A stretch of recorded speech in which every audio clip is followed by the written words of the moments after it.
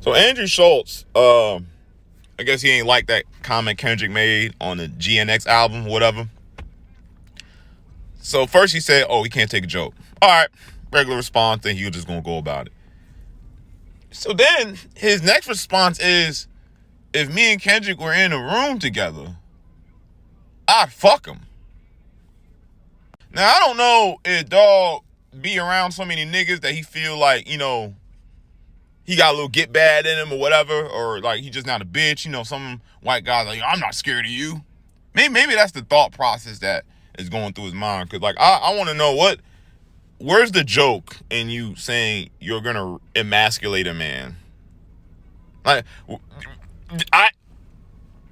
that's weird to me. I don't get the comedy. I get you trying to say that Kendrick's a bitch, I guess.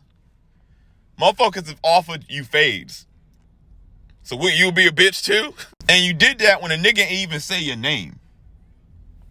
A little crazy, but that's none of my business. Same thing with Adam 22, right? The dude gets up there and he was telling him, I don't like Adam 22. I don't agree with how you did that shit. He's basically trying to spin a narrative. And he's like, yo, all right, so if I ask you to box, is you gonna box me? This nigga Adam said, why would I box you after doing... But mind you, Adam be calling niggas hoes, bitches, you ain't really about nothing. So he said, so I asked you to step outside and box, you gonna box?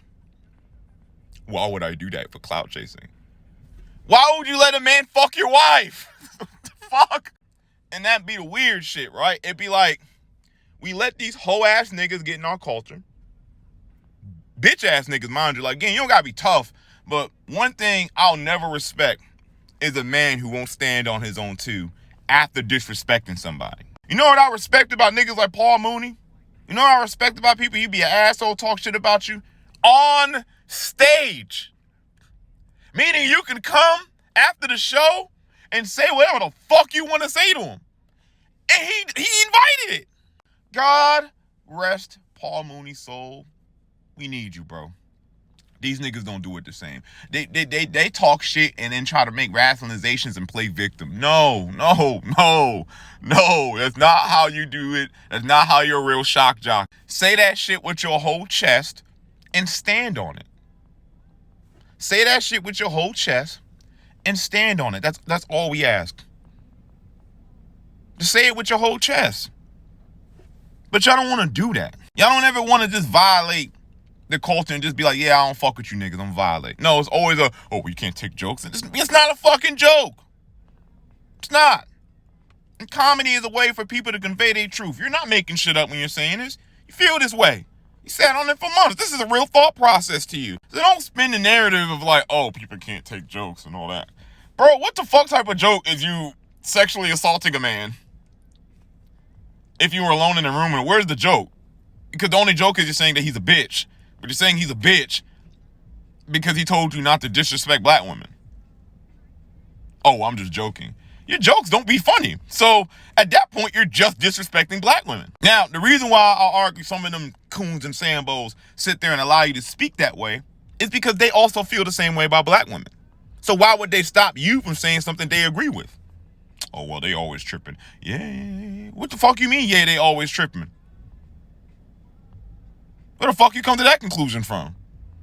And not to say that we don't have our own issues with black women in our community, but some niggas need to learn this, right?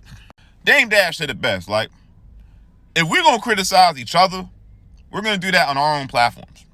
We're going to do that with each other. If I'm going to say, oh, I got issues with black women and do this, that, and the third, then I'm going to do that on a channel with black women there so we can have an actual conversation. Because we can disagree in our community about things in our community, but we can do that.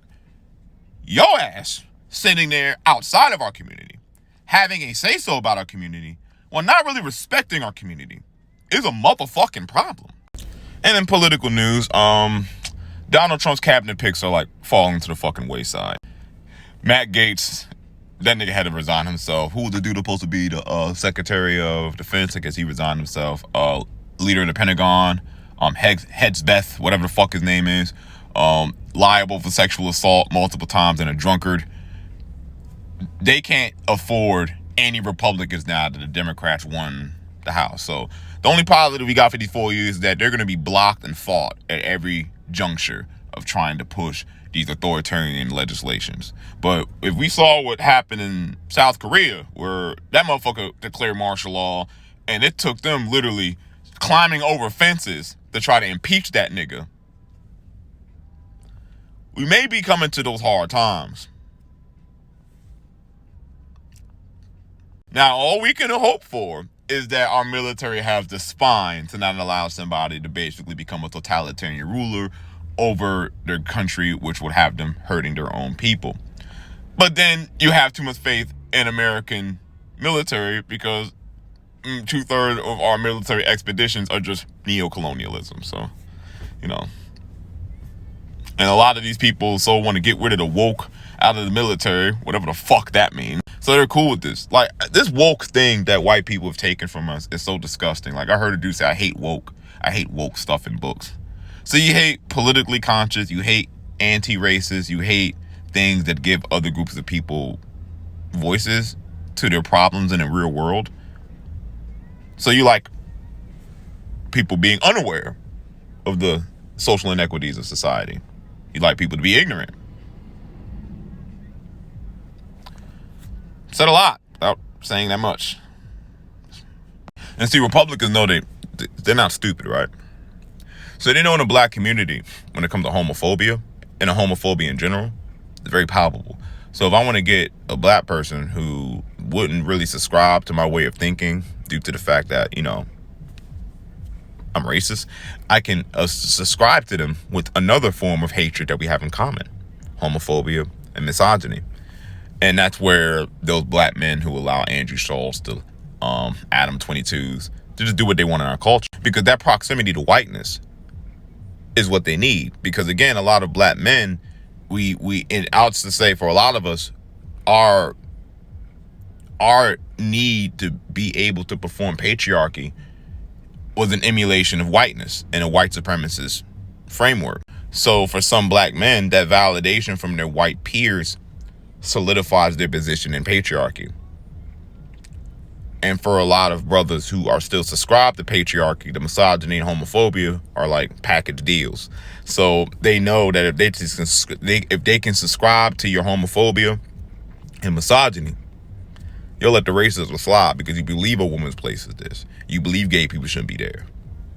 And that be y'all problem. Y'all, I've been trying to tell y'all for years, the homophobia, the misogyny are some of the most powerful tools of white supremacy. Most powerful tools. Literally, uplifting your woman is a weapon against white supremacy. And they know a lot of y'all won't do that. Not saying niggas don't, but they know there's a lot of men who won't do that. So they know that as long as they can keep it to where you still subscribe to the patriarchy wholeheartedly, you will always, even unconsciously, be an agent of white supremacy.